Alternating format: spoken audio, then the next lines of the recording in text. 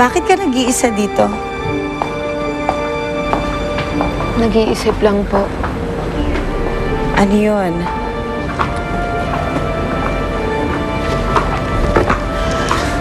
Ate Elena,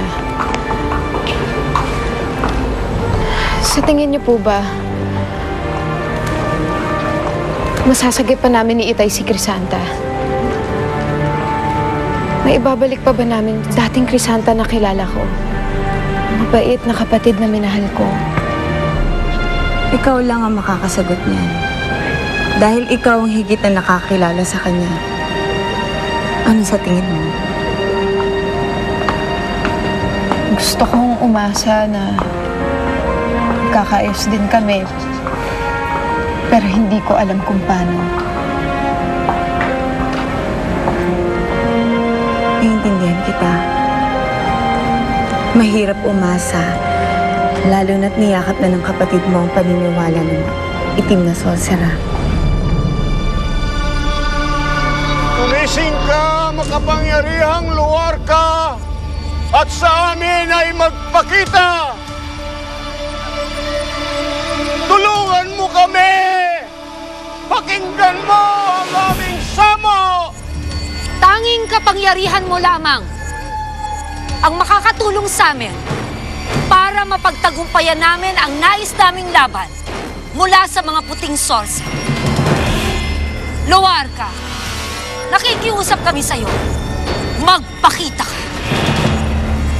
Tanggapin mo ang aming alay!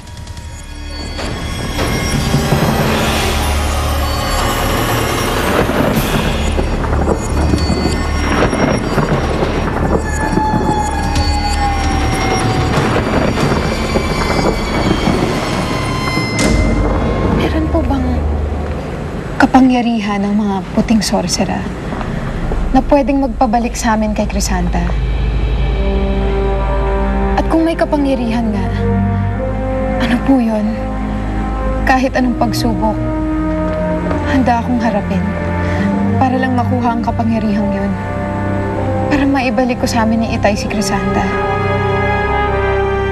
Sa kasamaang palad, walang kahit anong kapangyarihan ng mga sorcerer para gawing mabuti at malinis muli ang isang itim na sorcerer. Kaya ayoko kayong umasa, Romana. Lalo na't kayong mag-ama ang aming pag-asa para matalo ang mga itim na sorcerer.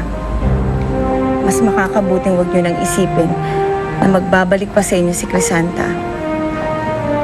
Dahil siya lang magiging kahinaan nyo at ng inyong misyon.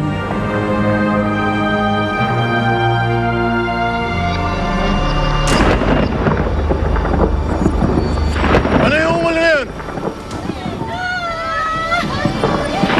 Dininig niya tayo!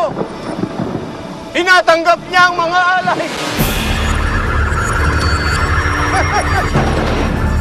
Narito siya! Dumating na ang pinakamalakas na kapangyarihang maaari nating ipanglaban sa mga puting sorcerer! Ang Luwarka!